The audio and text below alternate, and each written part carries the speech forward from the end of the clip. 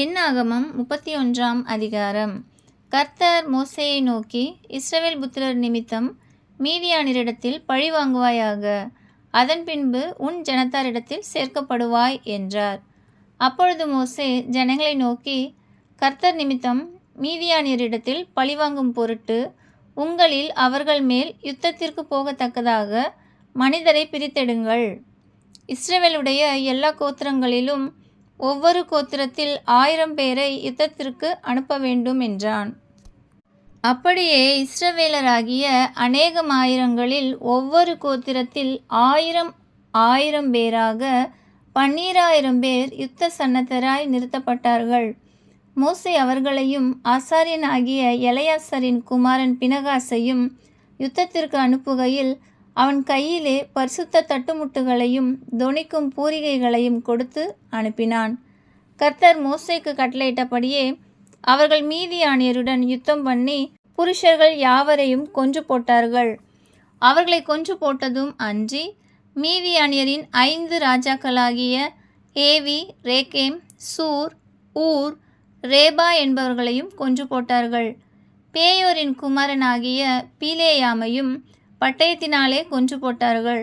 அன்றியும் இஸ்ரவேல் புத்திரர் மீதியானியரின் ஸ்திரீகளையும் குழந்தைகளையும் சிறைப்பிடித்து அவர்களுடைய மிருக ஜீவன்களாகிய ஆடு மாடுகள் யாவையும் மற்ற ஆஸ்திகள் யாவையும் கொள்ளையிட்டு அவர்கள் குடியிருந்த ஊர்கள் கோட்டைகள் யாவையும் அக்கினியால் சுட்டெரித்து தாங்கள் கொள்ளையிட்ட பொருளையும் தாங்கள் பிடித்த நரஜீவன் மிருக ஜீவன் அனைத்தையும் சேர்த்து சிறைப்பிடிக்கப்பட்ட மனிதரையும் மிருகங்களையும் கொள்ளையிட்ட பொருள்களையும் எரிகோவின் அருகே உள்ள யோர்தானுக்கு இக்கரையில் மோவாபின் சமனான வெளிகளில் உள்ள பாளையத்தில் இருந்த மோசேயினிடத்துக்கும் ஆசாரியனாகிய எலெயாசாரினிடத்துக்கும் இஸ்ரவேல் புத்திரராகிய சபையாரிடத்திற்கும் கொண்டு வந்தார்கள். மோசேயும் ஆசாரியனாகிய எலெயாசாரும் சபையின் பிரபுக்கள் எல்லாரும் அவர்களை சந்திக்க பாளையத்திற்கு வெளியே புறப்பட்டு போனார்கள். அப்பொழுது மோசே யுத்தத்திலிருந்து வந்த 1000 பேருக்கு தலைவரும் 100 பேருக்கு தலைவருமாகிய சேனாதிபதிகள் மேல் கோபம் கொண்டு அவர்களை நோக்கி, ஸ்திரீகள் எல்லாரையும் உயிரோடே விட்டுவிட்டீர்களா? பேயோரின் சங்கதியிலே பீலேயாமின் ஆலோசனையினால் இஸ்ரவேல் புத்திரர் கர்த்தருக்கு விரோதமாய் துரோகம் பண்ண காரணமாயிருந்தவர்கள் இவர்கள்தானே. அதனால் கர்த்தரின் சபையிலே வாதையும் நேரிட்டதே. ஆகையால் குழந்தைகளில் எல்லா ஆண் பிள்ளைகளையும் புருஷம் யோகத்தை அறிந்த எல்லா ஸ்திரீகளையும் கொன்று போடுங்கள். ஸ்திரீகளில் புருஷ யோகத்தை அறியாத எல்லா பெண் பிள்ளைகளையும் உங்களுக்காக உயிரோடே வையுங்கள். பின்பு நீங்கள் 7 நாள் பாளையத்திற்கு புறம்பே தங்குங்கள். நரஜீவனை கொன்றவர்களும் வெட்டுண்டவர்களை தொட்டவர்களுமாகிய நீங்கள் யாவரும் 3ஆம் நாளிலும் 7ஆம் நாளிலும் உங்களையும் உங்களால் சிறைப்பிடிக்கப்பட்டவர்களையும் சுத்திகரித்து அந்தப்படியே எல்லா வஸ்திரத்தையும் தோளால் செய்த கருவிகளையும் வெள்ளாட்டு மயிரினால் நெய்தவைகளையும் மரச்சாமான்களையும் சுத்திகரிக்க கடவீர்கள் என்றான்.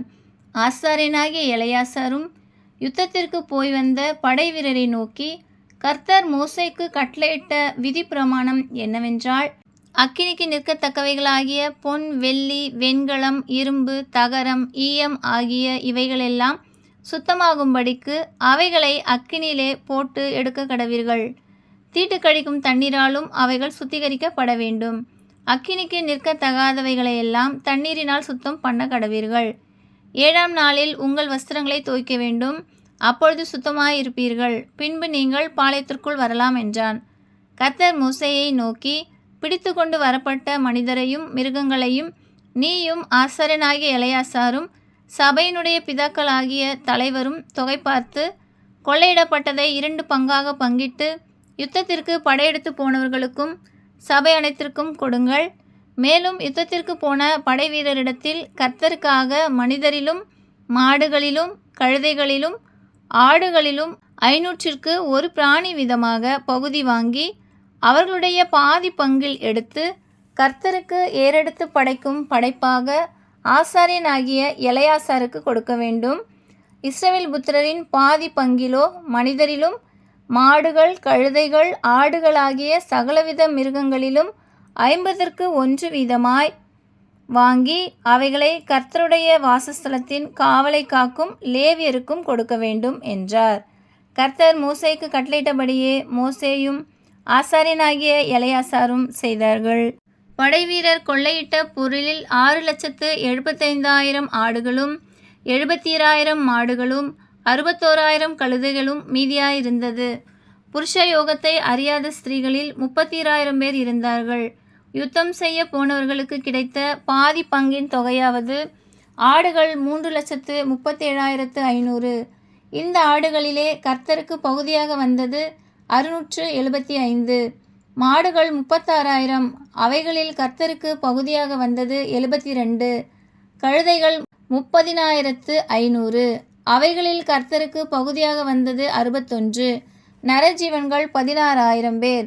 அவர்களில் கர்த்தருக்கு பகுதியாக வந்தவர்கள் 32 பேர். கர்த்தருக்கு ஏறெடுத்து படைக்கும் அந்த பகுதியை மோசே கர்த்தர் தனக்கு கட்டளையிட்டபடியே ஆசாரியனாகிய எலெயாசாரிடத்தில் கொடுத்தான்.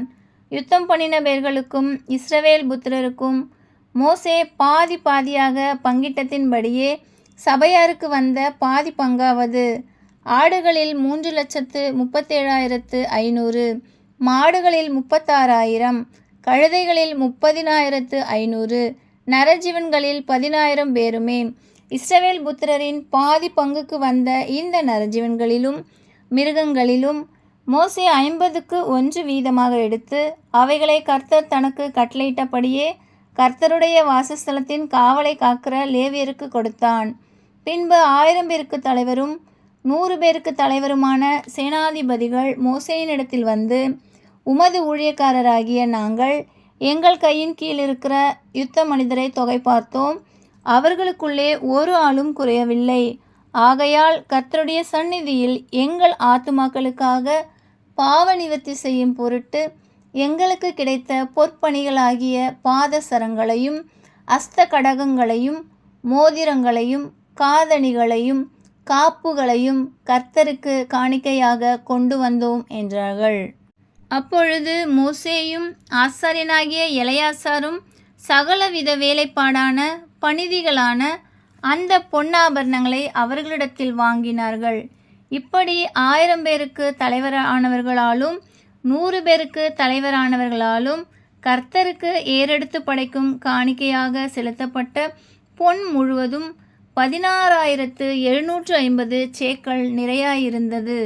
யுத்தத்திற்கு போன மனிதர் ஒவ்வொருவரும் தங்கள் தங்களுக்காக கொள்ளையிட்டிருந்தார்கள். அந்த பொன்னை மோசேயும் ஆசாரியனாகிய எலெயாசாரும் 1000 பேருக்கு தலைவரானவர்களின் கையிலும் 100 பேருக்கு தலைவரானவர்களின் கையிலும் வாங்கி இஸ்ரவேல் புத்திரருக்கு ஞாபகக்குறியாக ஆசரிப்பு கூடாரத்திலே கர்த்தருடைய சந்நிதியில் கொண்டு வந்து வைத்தார்கள். ஆமென்.